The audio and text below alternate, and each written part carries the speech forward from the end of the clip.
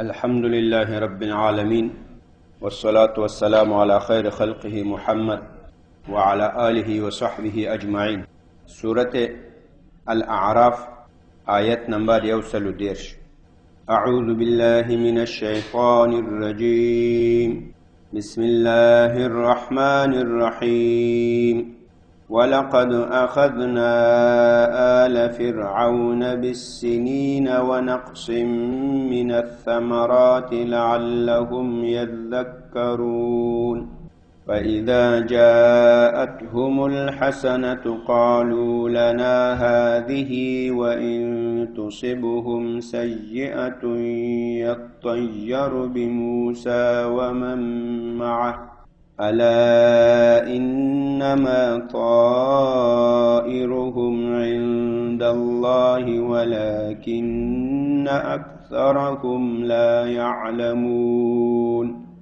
وقالوا مهما تأتنا به من آية لتسحرنا بها فما نحن لك بمؤمنين. فأرسلنا عليهم الطوفان والجراد والقمل والضفادع والدم آيات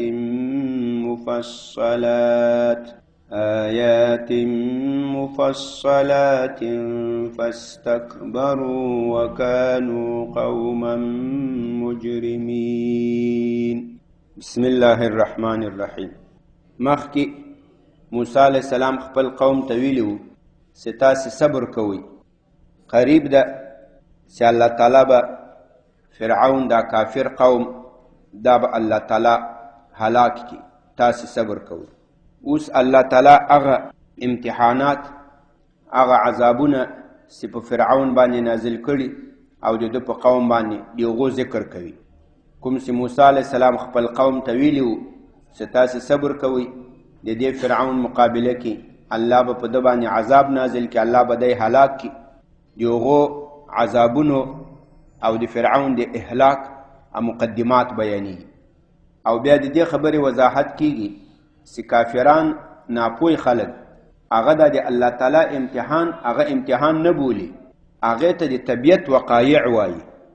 هغه وایي بس دا خو په دې دنیا کې داسې واقع راځي کانه، کله ډېر بارانونه وسي، کله سیلۍ وي، کله وچکالي، کله طوفانونه وي، کله دای کله دای، ابې په دې باندې حمل کول یا به په موسی علیه السلام باندې بدپالي کول چې دا یې تاله وجې داسې کېږي، که ته نه وایي کلاره کلاري به. ولقد اخذنا او یقینا اخذنا موږ مؤاخذه وکړه، موږ گرفت وکړو آل فرعون، دا آل کسان، کورنۍ، خاندان، دا ملګري د فرعون، بالسنین د دې مؤاخذه د دې گرفت وکړو بالسنین په وچکالیو باندې. سنین دا جمع دی سنتون ده.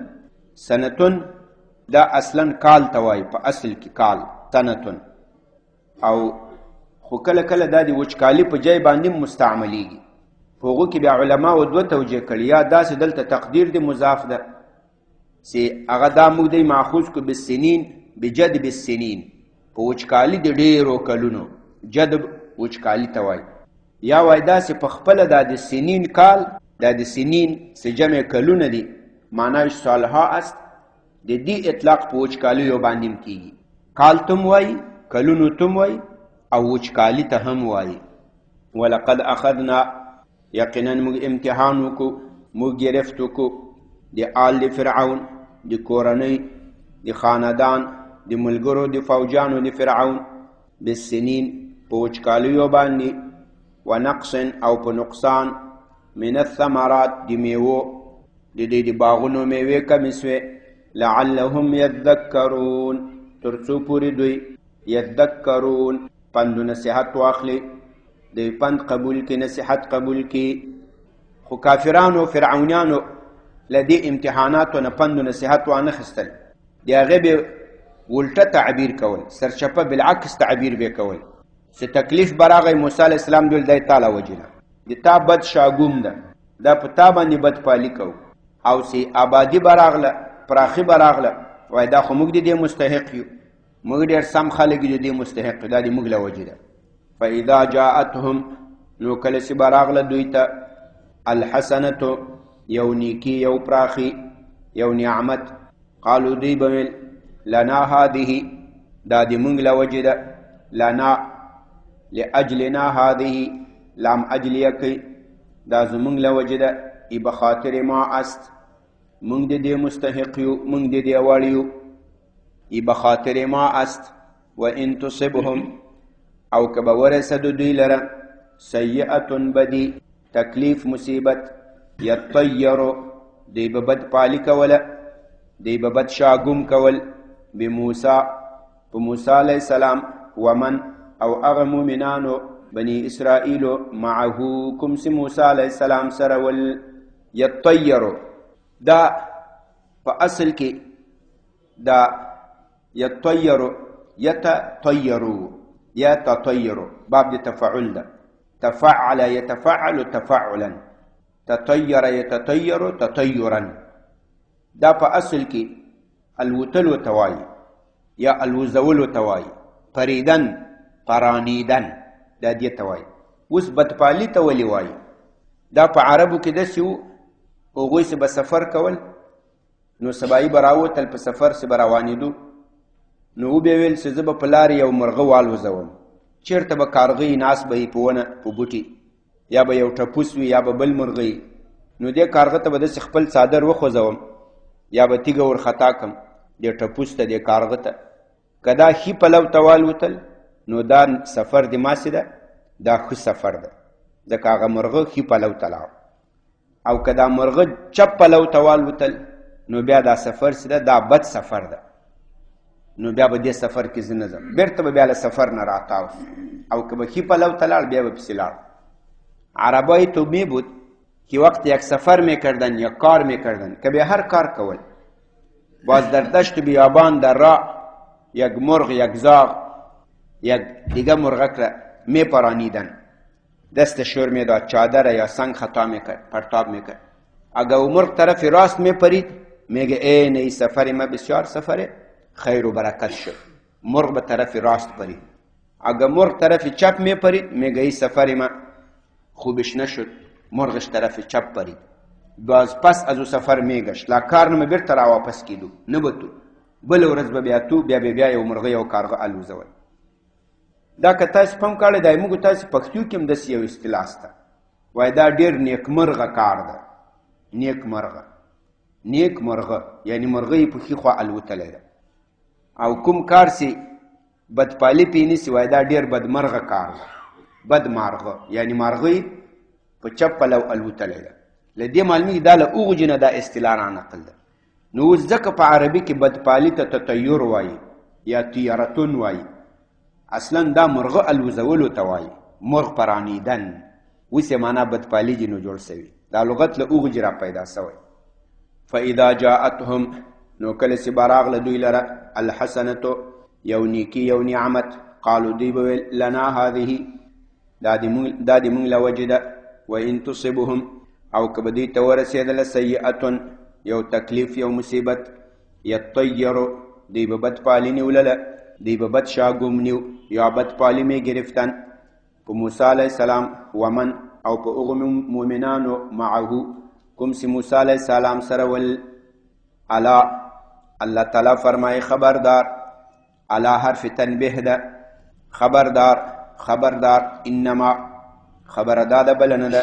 طائرهم د دې دا بدپالي الله داسې وایي دا د چا د کارونو ښه و بده دا مرغانو کې نه دي تړلي اوس مثال ته په سفر روان یې کارغه ته د څادر وخوځول هغه په چپ پلو باندې لاړ ته به داسې نه وایې چې د په لارې لاړې درز اکسیډنټ وشو یو کس مړ سو 2 زخمیان سو ګاډی وران سو ته به داسې نه وایې چې اوهو دا خو هغه کارغه په چپه خوا والوتل ځکه دا اکسیډنټ وشو دا د کارغه له وجې اکسیډنټ نه ده سوی دغه یو تکلیف چې تا ته رسیږي دا له الله سره په تقدیر کې لیکلي دي د کارغه له تا سره څه کار ده تا ته ګوره کارغه ته ګوره دا خو انسان په زور ځان ذلیلوي اوس د انسان ځان داسې ذلیلوي خپل ټولې فیصلې هغه کارغه پورې تړي والکه داسې مه کوه ته داسې وایې زه الله پیدا کړی یم د الله مخلوق یم رب العالمین ما ته تقدیر ټاکلی ده په لوح محفوظ کې د ما او د ښو د بد د هر څه فیصلې کړي دي.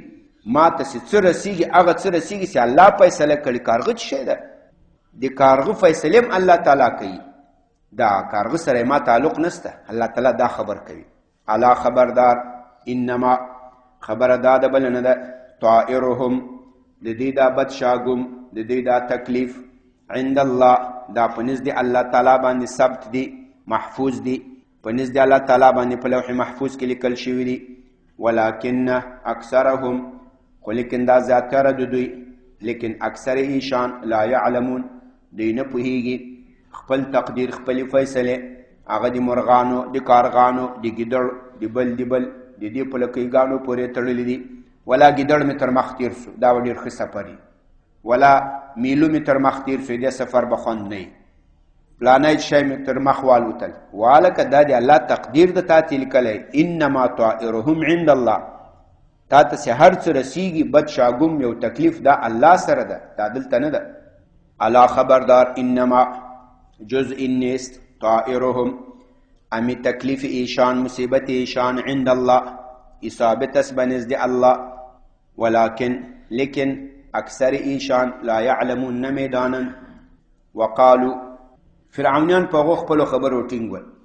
په دې چې به کله مصیبت راغی، تکلیف راغی، دوی به هماغه خبرې کولې چې دا خو د موسی علیه السلام جادوګر ده، په موږ جادو کوي، په موږ سحر کوي. لکه هغه د موسی علیه السلام امسا چې دوی جادو بلل، د موسی علیه السلام ید بیضا دوی جادو بلل، سپین لاس. دغه مصیبتونه وچکالي وبل چې به هم په دوی راغلو، وایي دا دې جادوګر په موږ جادو کړی. او بیا به یې ورته ویل ای جادوګره، څومره جادو چې په موږ کوې، موږ ایمان نه راوړو. وقالو او ویل دی فرعونیانو، مهما تأتینا، څومره چې ته موږ ته راتلل کوې، به په دې باندې، من آیتن د معجزاتو، لتسحرنا تر څو ته جادو وکړې په موږ باندې، بها په دې معجزاتو سره، فما نحن لك بمؤمنین، موږ نه یو تعالی ر بمؤمنین، ایمان راوړونکي، یقین کوونکي.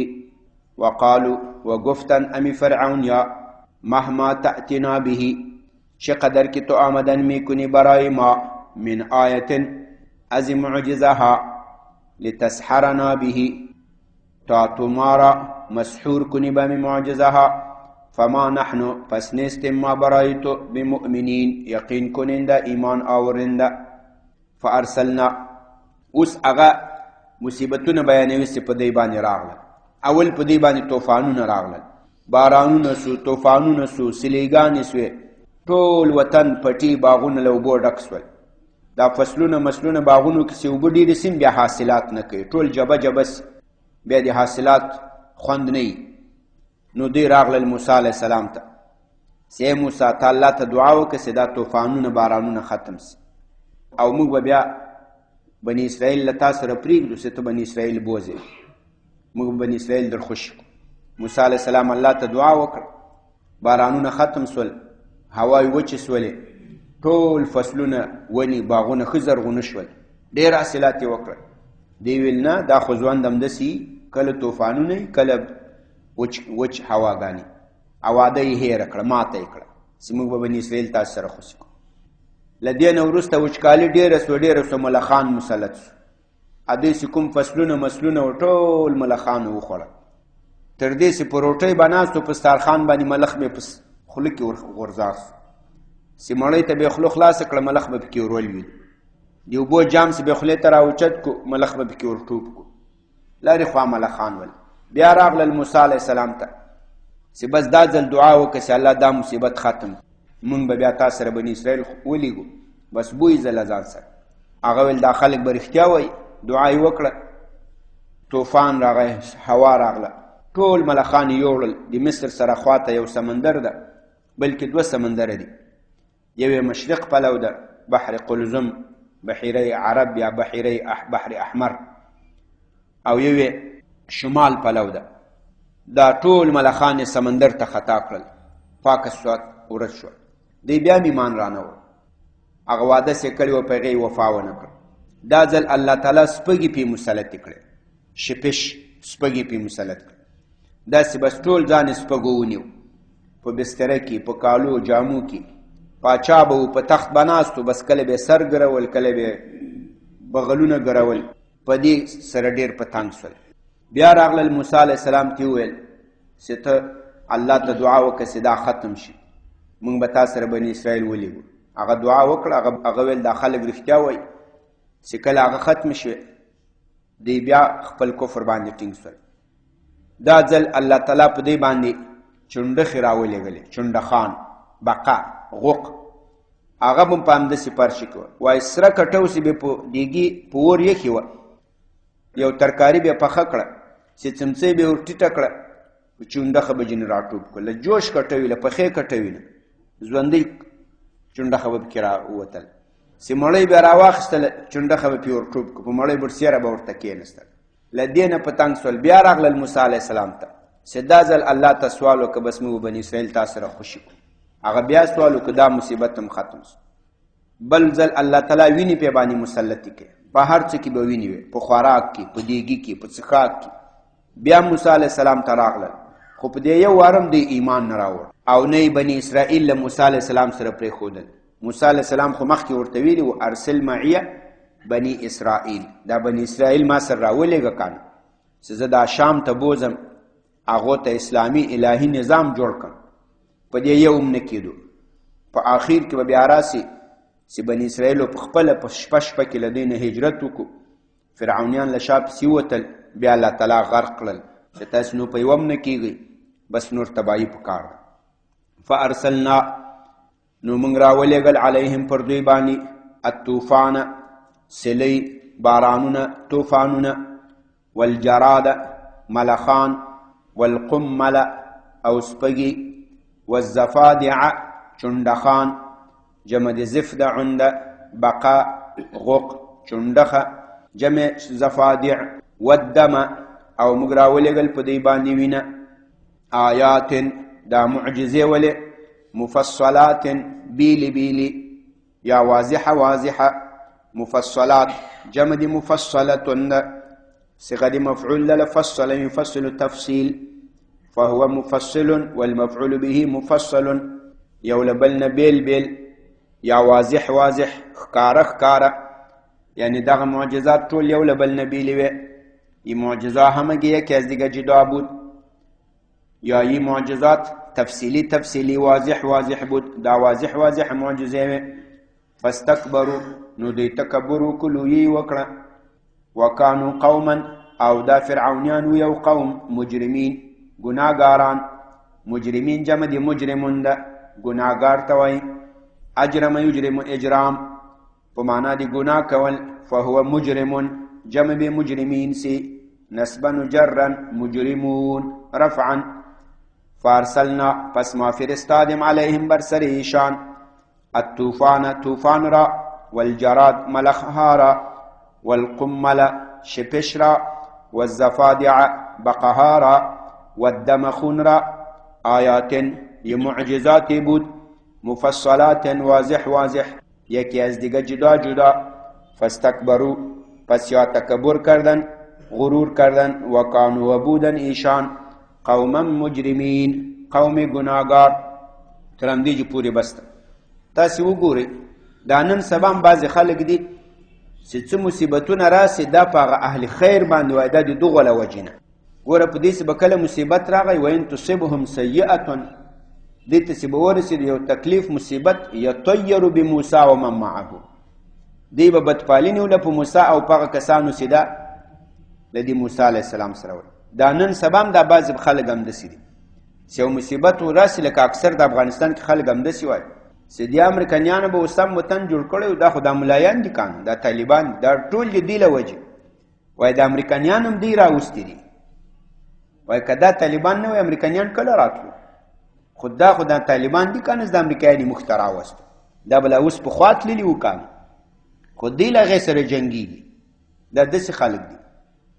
په فرعونیانو به مصیبت راغی، عذاب به راغی، وایي موسی علیه السلام ته وایي دا د تا له وجې، تا د دې ملګرو له وجې. که تاسې نه وای کراره کراري به وطن به ګلې ګلزار و، روډونه موډونه هر شی به جوړول، خو تاسې موږ سره یاسې په موږ داسې مصیبتونه راغلي. نو سړی باید په اهل خیر باندې، په نیکانو، په صالحانو، که په کور کې، په کلي کې، په محله کې، په دې به سړی بدپالي بد شاګوم نه کوي. دا د کافرانو طریقه ده، دا د غلطو خلکو طریقه ده. او د نیکانو د صالحانو له وجې نه که د الله تعالی رحمت نازلیږي دا کیدی سي، خو د الله تعالی مصیبت و غضب دا د نیکانو له وجې نه نازلیږي. دا د خلکو خپل اعمال وسه الله دوی په هغې باندې امتحان کوي. تر همدې پورې بس ده. سبحان ربك رب العزة عما يصفون وسلام على المرسلين والحمد لله رب العالمين. یا الله د قرآن کریم دا ترجمه او تفسیر خپل حضور کې قبول و منظور کړي. که څه زیادت و نقصان شوی کې موږ ته معافي وکړي. دنیا او د آخرت سعادت هم نصیب کړي. حاضر مجلس باندې فضل و رحم وکړي. د چا حاجتونه یا الله ته خپلو خزانو چې ورته پوره کړي. بیماران ناروغان په کورونو کې ته صحت عافیت نصیب کړي. حاضر مجلس کې یا الله موږ ظاهري باطني ټولو ناروغیو ته صحت عافیت نصیب کړي. یا الله د تا عبادت اطاعت بندگی ته روغ جوړ صحت را نصیب کړي. د مجاهدینو د اسلام حافظ و ناصر مددگار شي. بندیان د اهل اسلام په خیر و عافیت سره کورونو ته راولي. یا الله کافران ظالمان کوم چې اسلامي ملکونو کې شر و فساد غواړي ته هلاک تباه نیست برباد کړي. یا الله دا پاک ملکونه پاک مسلمانان د کافرانو خبیثانو نه په خپل حفظ و امان کې وساتي. یا الله کافران په خپلو منځو کې یو له بل سره په جنګونو واچوي، مسلمانانو ته له دې چې نجات ورکړي. وصلی الله تعالی علی خیر.